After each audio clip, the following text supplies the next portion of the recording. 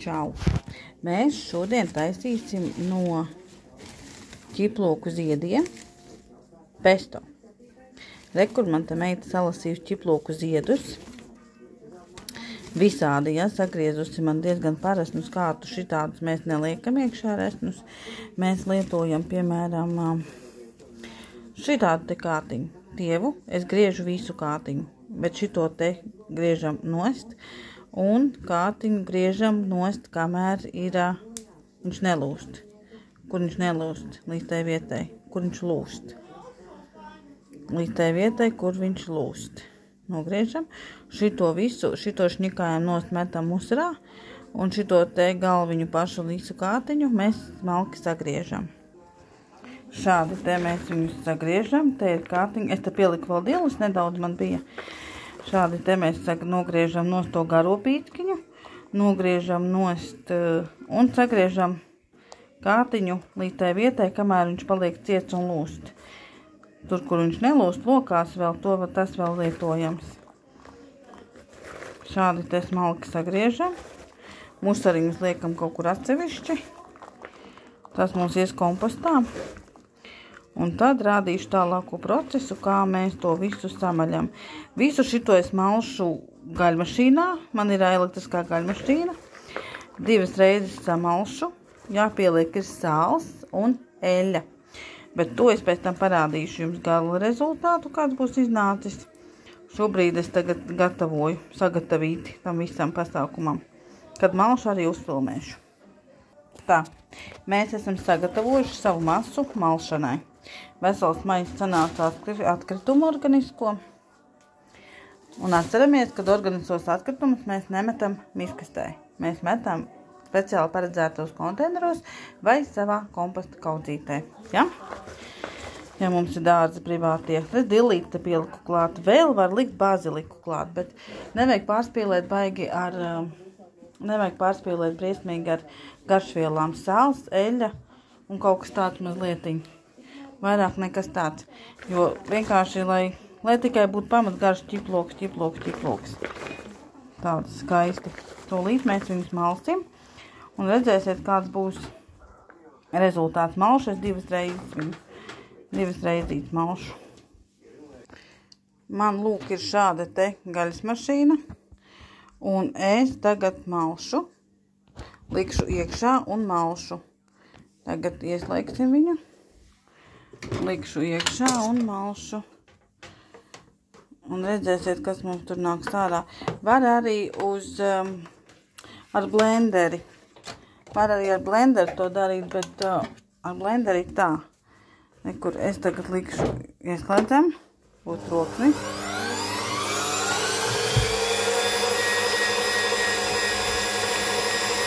Liekam iekšā. Un man nāk ārā šāda masa, kas jau var teikt ir gatavais pesto, kuram pēc tam mēs pieliksim klāt garšvielu, sāli, pārstrā droši vien sāli un eļļu nedaudz. Un būs mums pesto ziemai. Riktīgi garšīgi. Lūk tā, ka process būs pabeigts līdz galam, tad jūs redzēsiet tālāk. Lūk, šāds skaistums mums ir sanācis. Ko es darīšu? Es vēlreiz izmalšu. Šoreiz es ielikšu mazlietiņ smalkāku. Šādām te nāk līdzi vairāki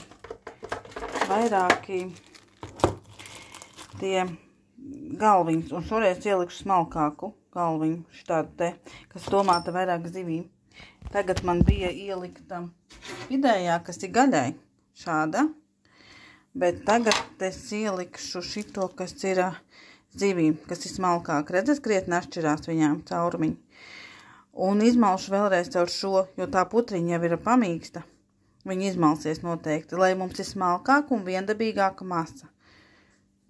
Nu, lūk, tas pesto tagad nāk ārā tās daudz smalkāks un mazāks. Ņemam garoti, liekam iekšā. To jau mums tā malto masu. Un viņam ir nedaudz tagad vieglāk viņu malt, jo viņš jau ir samalu. Tagad viņš tāds viendabīgāks būs, riktīgi tāds pestīgāks. Nu, lūk, kāds skaists pesto mums tagad ir sanācis. Viņš ir daudz smalkāks par iepriekšējo. Viendabīgā gluži masā mēs viņu nedabūsim. Tagad šī etapā, kad ir izmalts divreiz cauri, mēs liekam klāt sāli. Sāli liekat pēc garšas, kā jums patīk. Man patīk, kad ir bišķiņ sāļāks viņš. Vēl viens svarīgs etaps, pirms es nomainīju šo te maziņo. Es iztīrīju iekšā visas tās lielās stiegras, kas bija palikušas nesamalušās, jo caur šito maziņo jūs tikai nokalsiet to mašīnu, viņam būs ļoti grūti. Motoram būs grūti griezt tās sausās stiegras, kas bija palikušas iekšā. Tās jāiztīra pirms jūs nomainat uz maziņo. Tas ir svarīgs moments.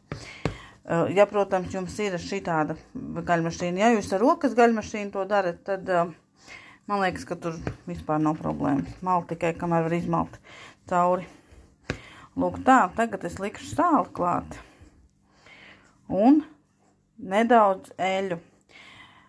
Es lieku parasto augu eļu, var likt olīveļu, var likt jebko.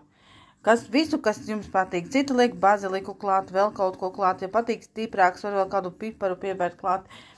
Bet es nedomāju, ka viņam jābūt ļoti asam, jo viņš jau ir diezgan tāds kreptīgs, smaržo visa māja vienkārši. Lūk tā. Tā būs mana receptīte. Es daru tā, es lieku vienkārši pa vienkāršo sāli un eļu un viss. Un te bdielas bišķiņi man klāt bija. Bet tas tāpēc, ka vienkārši man bija viņas liekas maisiņā kopā ar tām ķiploku ziediņiem. Tāpēc viņas pieliku. Var likt pēterseļus klāt, katrs pēc savas gaumes. Vēl labāk, ka internetā ir atrodamas dažādas receptes, kuras jums patiktu pašam. Taisat, kā vēlaties. Tas ir mans variants, kā es taisu. Domāju, ka jums interesanti, varbūt gribu padalīties ar šo, varbūt jums tas interesē. Redzat, kādas sanāk tādi maziņi tādi, kā ķiplociņi, kristāliņi, bet viņi ļoti smalki, un ziemā likt var visur. Man burciņi arī leduskapī stāv vēl joprojām, var visur likt klāt. Tagad man šitas viss ir jāsamēs garšvielām un eļu, un tad es likšu burciņās. Tad es jums rādīšu to procesu. Nenormāli garšīgs. Kaut ko žmutē, šausmas. Es sajautu viņu tagad ar eļu un sāli. Un jāpagaršo ir, jo jāzina, ka sāls nav par daudz. Riktīgi koši rīklē, riktīgi labs, riktīgi. Tāds pareizs. Visādām mērcēm, zupām, ziemām, vitamīnu bomba vienkārši. Es jums iesaku, mīļai, taisat viņu, ja vien jums ir iespējams ķiploku ziediņus dabūt, vai jums kaut kur mājās pašiem aug. Taisat šo te veikalā, jūs nekad tādu nenopirksiet tik svaigu un tik dabīgu, kā ir šis pašu gatavots. Tiešām iesaku. Un tiešām vitamīnu bomba vienkārši. Eļļiņi klāt, cukurs klāt. Tagad atliek tikai pildīt burciņā. Un, kad iepildu burciņās, jābūt kaut kur nepildam līdz galam. Apmēram 0,5 centimetru no pirms tā, kur vāciņš aizgriežās ciet, pirms tās trīpiņas, kaut kur 0,5 centimetriņu tikai.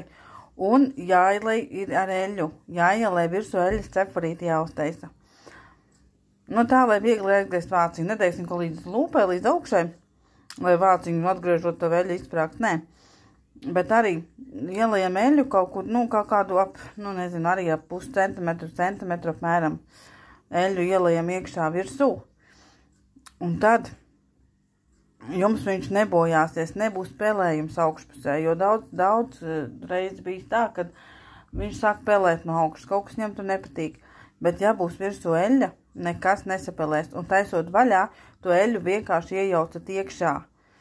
Viņa jau ir kopā ar to ķiploku sasūkusies, vienkārši iejaucat iekšā tajā pesto, kas grib, tas var vienkārši noliet, ja jūs zinat, ka jūs to pesto apēdīsiet vienā reizītē.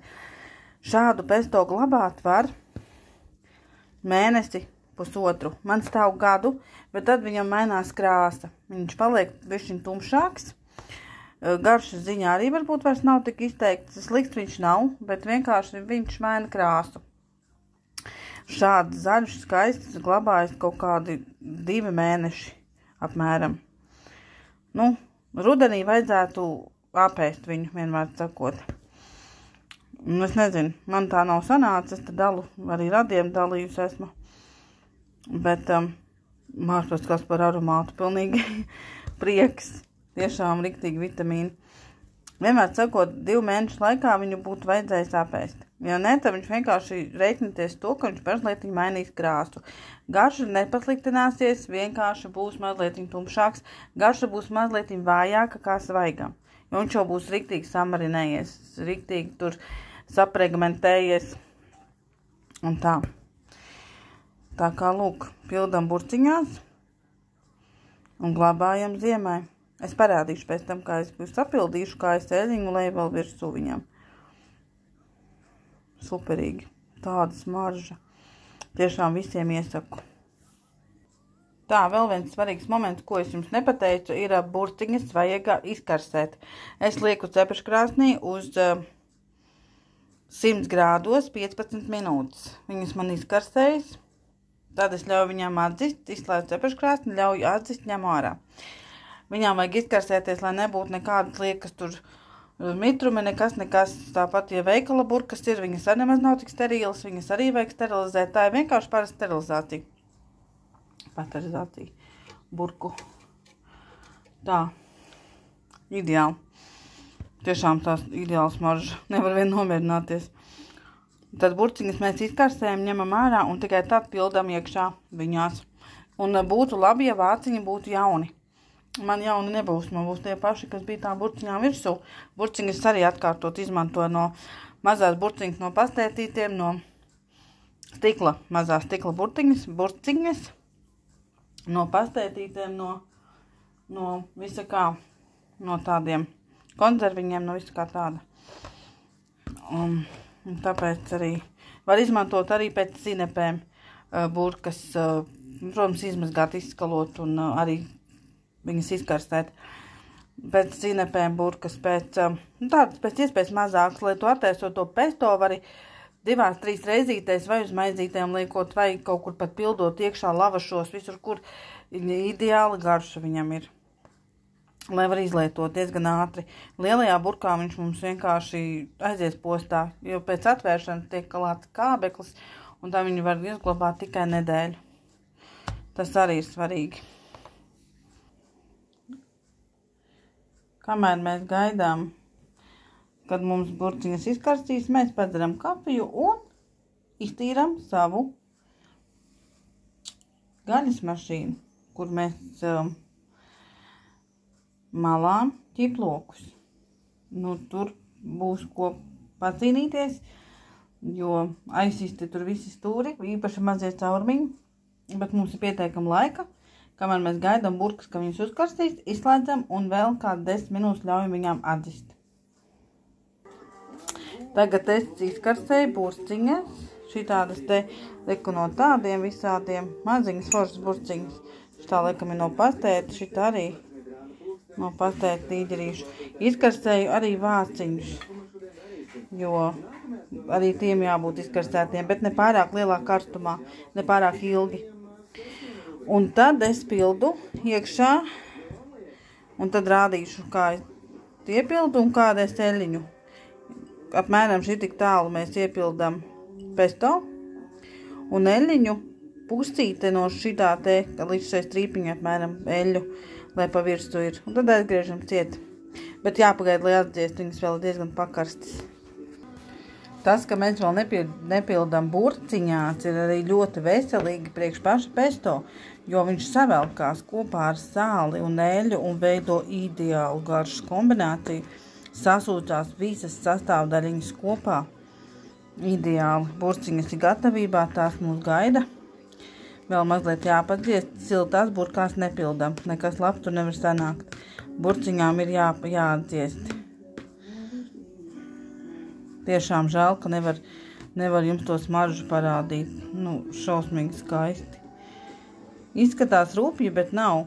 Dzīvē nav tik rupji. Vienkārši pievilku diezgan tuvu klāt. Ideāli. Man pilnīgi siekals takts, cik garšīgi smaržo.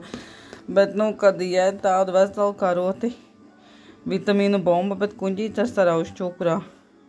Bet, ir cilvēki, kam patīk, kas ir ļoti labprāt ēd stiprus ēdienus. Es neesmu no stipru ēdienu cienītājām, bet ir, kas ēd, tik tiešām. Tagad gaidām, kad mums atdzīs burciņas, un mēs tur pildīsim iekšā šo masu. Tā, mēs sākam pildīt burciņās, un visu cītīgi satampājam, lai nav gaisiņš pa vidu. Lai viss ir smuki, lai kārtīgi stampājam. Burciņai vēl piepildam līdz kaut kur šejienai. Līdz šeit, kur tā burciņa sāk, kur burciņas kakliņš sākās, līdz šejienai piepildam. Un tad bišķi pusīt apmēram no kakliņa pieliesim eļļu virsū viņam. Pildam cītīgi karotīt, visu sastampājam. Lai nav gaisiņš. Bišķiņa eļiņa, lai paspiežās ārā. Grūti man nevienu roku, tad filmēju. Šādi te pieturam burciņu ar vienu rociņu un stampājam. Un pildam. Lūk, man viss ir skaisti sastampāts līdz pat kakliņam. Visi cieši sastampāti. Tagad liešu klāt eļļu. Lūk, uztaisam šādu eļļas cepurīti. Redzat? Līdz šejienai apmēram, lai vēl var aizskrūvēt vāciņu.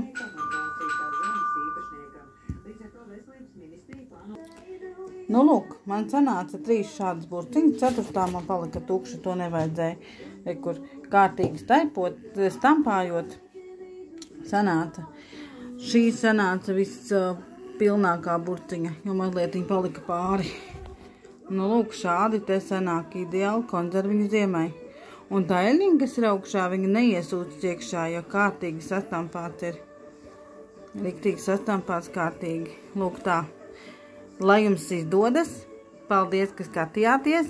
Labu apetīti jums, redzēsiet, tā ir riktīgi ņāma. Nezinu, kā garšos ar baziliku vai ko citu neesmu likusi, bet šeit ir ļoti vienkārši recepte, ko var pagatavot mājās jebkurš. Pat tad, ja tev nav maļamā mašīna elektriskā, paņem rokas gaļmašīnu. Arī labi. Nezinu, ka blenderi neizdodas, baigi ilgi bija jāblenderē, un tur tas blenders, blenders ir blenders, tur īsti nesanāk. Labāk ir izmalt. Tā ir ātrāk, ja negribās čakarēties. Paldies, ka skatījāties. Lūk, šāds pesto man sanāca. Ideāls pesto ziemai. Es nedomāju, ka viņš būs ziemai. Viņš jau būs ātri noēsts. Ar tā visi.